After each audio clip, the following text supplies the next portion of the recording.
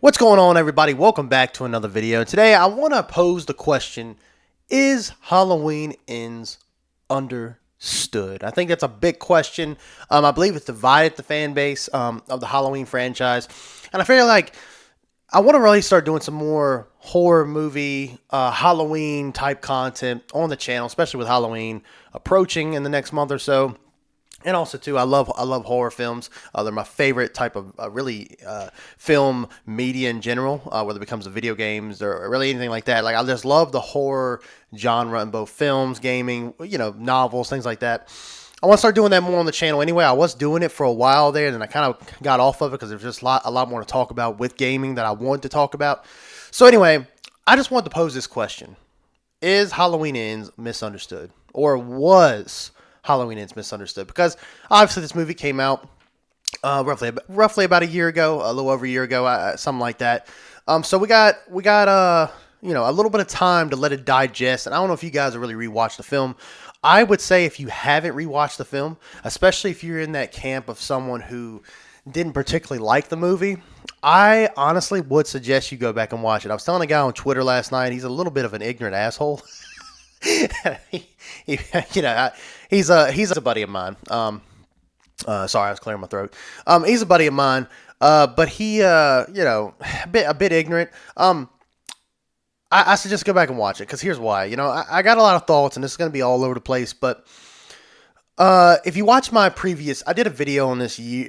Well, I say years ago, but it was when the film came out. So about a year ago.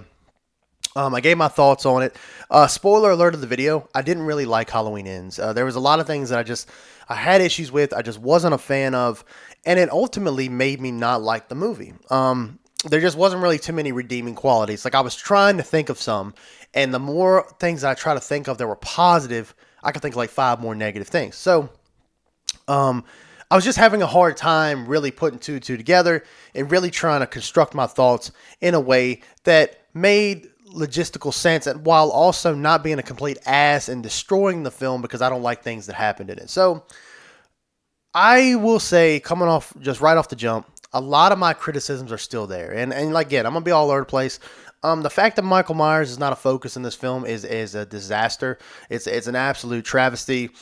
This shouldn't even be a thing. The last film in a set story that you established where you said, okay, the only movies that exist is Halloween 1978, Halloween 2018, Halloween Kills, and Halloween Ends. If you're saying all these are the only canon movies, it should have been Michael Myers all the way to the very end. And technically it was, but not really. Michael was not the focus. It was the character of Corey. I had some issues with Corey upon my first viewing. And look, there's still stuff there. I'm not sitting here saying that my perspective on the Corey character has completely changed.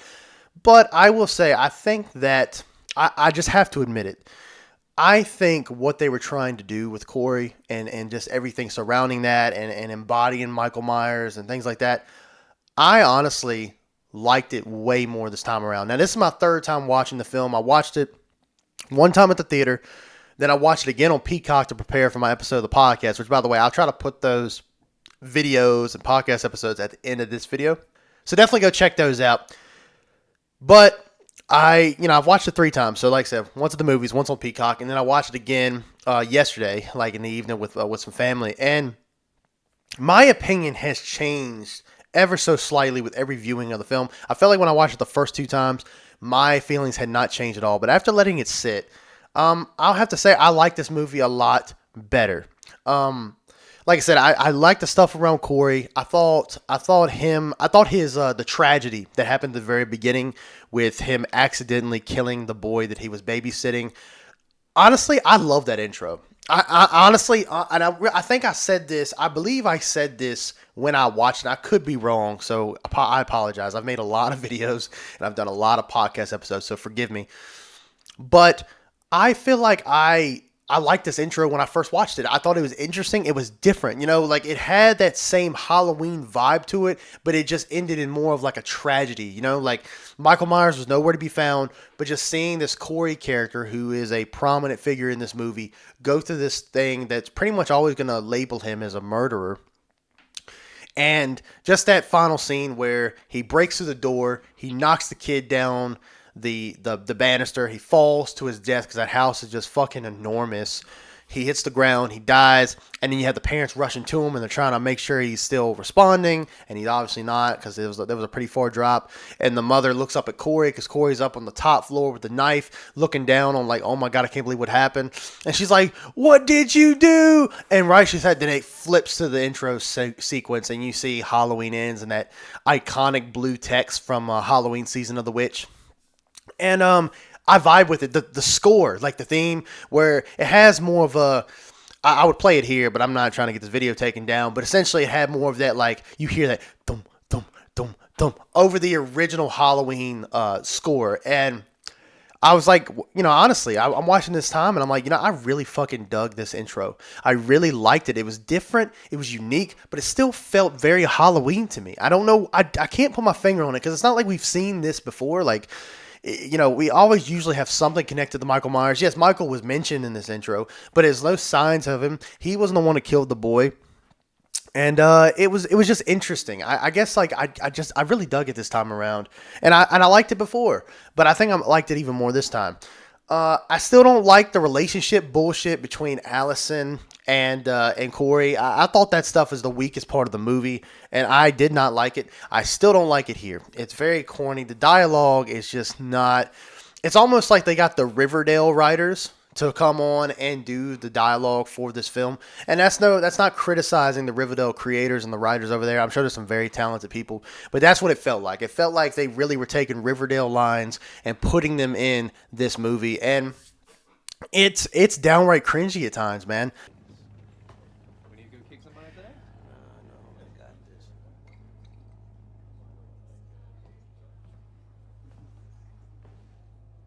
Just burn it all to the ground. I like the match. I'm here to double down. That shit is a 2-pack of ass. Yeah, like, and one thing I mentioned, I remember mentioning in a video I did, and then also on the podcast episode where I was talking about Allison, and I said, listen, I like Allison as a character because they're really building her up to be that final girl, right? You always have to have a final girl, and I was fine with it. I love Andi Matichak. I think she's a great actress, and I like where they were going with Allison. I really enjoyed that. In this movie, they threw that all away. She's a horny toad. That's it. She just wants to get laid. That's what it seems like to me. Like she's like, showing up at Corey's work while he's just minding his own business and then flirting with him continuously. It just makes her look very shallow. And so when they're like banging and stuff and he's riding on the motorcycle and she's riding on the back and rubbing his chest while he's like riding on the bike, I kind of roll my eyes a bit and I'm like, this really kills it for me because I like the concept. I like what you're doing here, but this feels like some CW type shit. I mean, this feels like some Riverdale nonsense. 13 Reasons Why shit. This is what this feels like. So then you get to Michael Myers, and it seemed like it took forever, right? I remember watching it yesterday. Like it didn't. When I watched it yesterday, it didn't feel as long because I've seen this movie before. But when you finally see Michael Myers, and he's like hiding in this wall, and he grabs Corey by the throat, and obviously seemingly to kill him, and he looks in his eyes, and there's like a cut to see all like these, things that have happened to Corey, all this tragedy and the ridicule he's getting from what happened, and Michael lets him go. And I think that's a very, very interesting thing that they barely just grazed over it.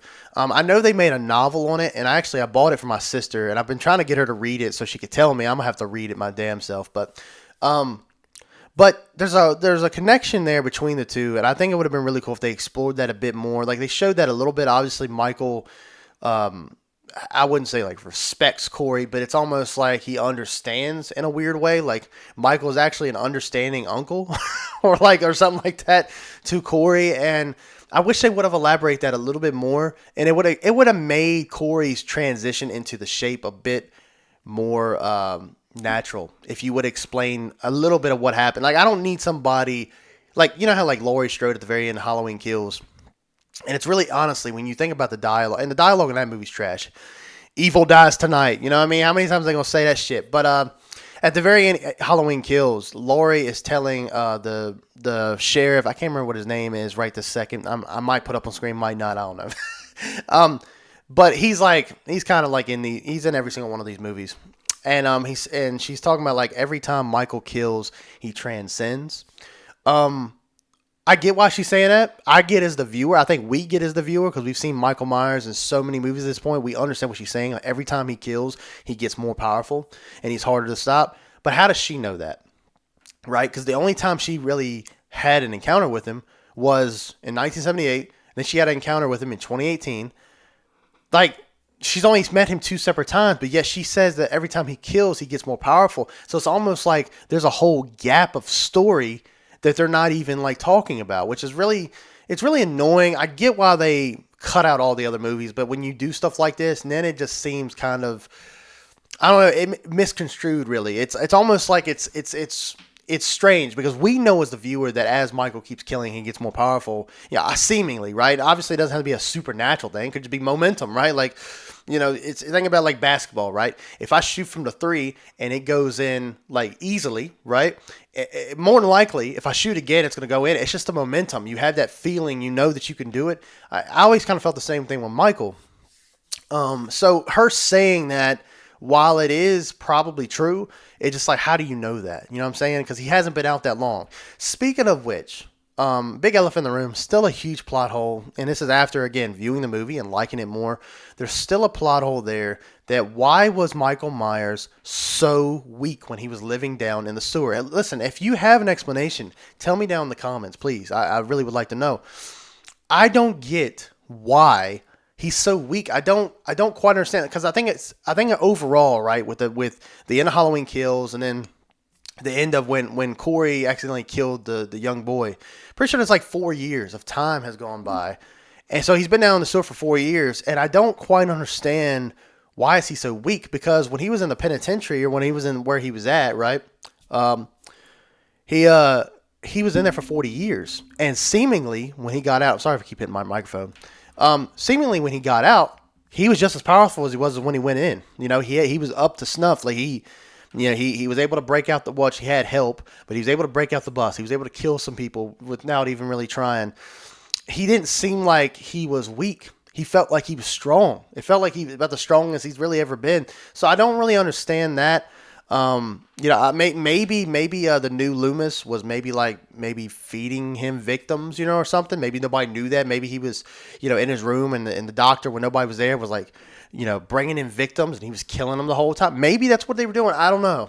Obviously, I think that just brings more questions than answers. But I'm just interested in the fact of like, why was he so weak, and why was that not more explained, and why was that not a thing when he broke out of the prison bus in Halloween 2018? I'm just kind of curious on that. It's still a plot hole, but all in all, like it's one of those things. If you sit here and you keep thinking about it, you'll think of so many of them, and that's what I've tried not to do, because there's a lot of things I do like in this movie.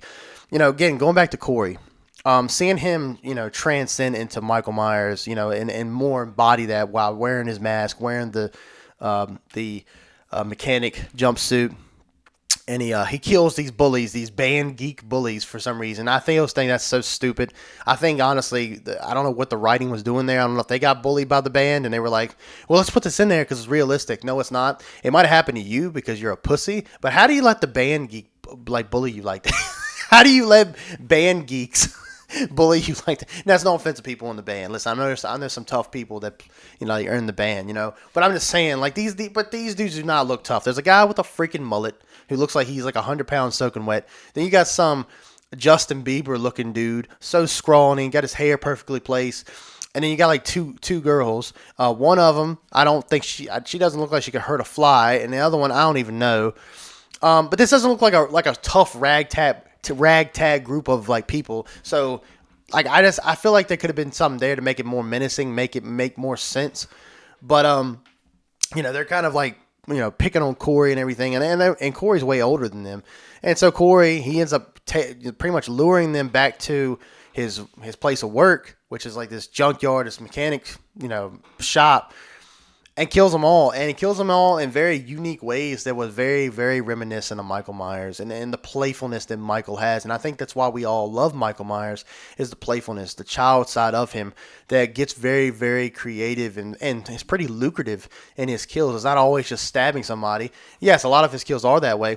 but a lot of it is just him being playful. And one of my favorite scenes in Halloween Kills is when he kills it's like right after the events of 2018, he ends up going to Laurie Strode's neighbor. It's like this husband and wife, and he kills the husband. Well, he mortally hurts both of them, but he ends up putting the wife's body up towards like a table, and she's still alive, and making her watch as he puts the husband's body on the table and starts stabbing his back with a bunch of different knives, kind of making him a porcupine. And you see every time Michael stabs into this body, he kind of looks at it, turns his head, and is admiring his work. It's very playful and childish that I really, really like with the characters. So, the final fight scene between Laurie and Michael, I think it was good. It definitely was believable with the way Michael was throwing her ass around. I'm glad that Laurie didn't get a super upper hand on him, but it was really, really quick. I feel like it could have been way more elaborative. You could tell that was a scene that they just kind of threw in there at the end because they knew they had to.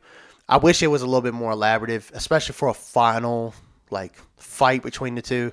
I also feel the same way about his death. I feel the same way about them crushing up his body in that grinder or whatever you want to call it. It was fine. It was cool to see, and I love the effects. I think it looked great the way like his body folded up in it, and you seen his blood everywhere. It's like ain't no way that dude's coming back from that unless he's just some kind of ghost or something. Which I'm glad they haven't gotten to that point in the Michael Myers mythos to make him like beyond the grave, because obviously we wouldn't want that. But it didn't really go to my emotions as much, like seeing that, because again, if you cut out all the other movies except for the original and then these three movies in this trilogy, all the flashbacks Laurie Strode was having at the end and everything about Michael, it did not do it for me, in a sense that it's like all these other experiences are gone, so really she hasn't had all these moments with Michael that we know. And I think it was good in a way, like, okay, she finally fought off her demons. She finally was able to get rid of the monster that's been plaguing her life. Even though he might not have been physically there plaguing her life, just the presence of him was plaguing her life and everything for so long. And being able to finally get rid of him, she could finally live in peace with her last remaining, years, however many years she's got left. So, and that's essentially it, man. And I feel, I don't know, I'm kind of indifferent about Corey dying. Now I'm thinking about it. I was telling my sister last night while we were watching it. If they went this way, I kind of would have liked it if there was kind of unknown if Corey ever lived through his injuries. I think it would have been kind of cool. I don't really want sequel baiting, really. And honestly, if I want to see somebody run around with the Michael Myers mask, I want it to be Michael. But I would be kind of indifferent to say. I think I would have liked to have seen him stay alive, because just to have that essence of, okay, he's still out there, which I guess that's what Laurie was kind of alluding to at the very end. She says, the truth is, evil never dies. It just changes. It transforms. And I think that's kind of her way of saying that Michael might be gone, but the evil is still out there, but my evil is gone. So, I don't know, man. Looking back at it, I hate to say it, I really enjoyed this film. And there's a lot of things that I see the criticisms, but I think that this movie is going to become a cult classic, if it's not already. I believe this is going to be the Halloween 3 Season of the Witch version of the franchise. I think the way the font is in the intro, I think how different the story is, and how how the characters are. It's very weird. It's different. I wouldn't even say anything's really bad. Like even the dialogue between Allison and Corey. Yes, the dialogue is bad, but honestly, the relationship and the way everything was going, it was just really strange, and I think that might be the vibe they were going for. And honestly, I after watching it, I have my criticisms. I have things I wish they could have done better, but honestly, I'm happy with the finished product. And if it's I think it's gonna be one of those movies you're gonna look back on and be like, I might have been too harsh on it. And I think this movie's definitely misunderstood. I'd like to hear your thoughts on that below. I know this is a very long-winded video. I hope you guys have enjoyed it. I know it. I've had a lot going on in my life, so if I seem tired, that's what it is. But I want to definitely make this video and really just talk about something I love. I love the Halloween franchise, and I'm sure I'll find more of a reason to bring that up between now and Halloween, and even more so afterwards as well. So hope you guys enjoyed it. Let me know your thoughts on Halloween Ends. Has your opinion changed since the release of the film? And would you agree that it's misunderstood, or is it not? Let me know down below. No opinions are wrong here. If you think the movie is shit, that's fine. But don't be one of those people saying that the Barbie movie is the best storytelling you've ever seen, and then say Halloween Ends is trash. I mean, I'm just being honest. Listen, I got nothing against Barbie, but if you're gonna be like that, I don't even want to hear your freaking opinion because I'll tell you right now, dude. I ain't gonna get in that. Anyway, thank you guys for watching. We'll see you in the next one. Stay dead, my friends.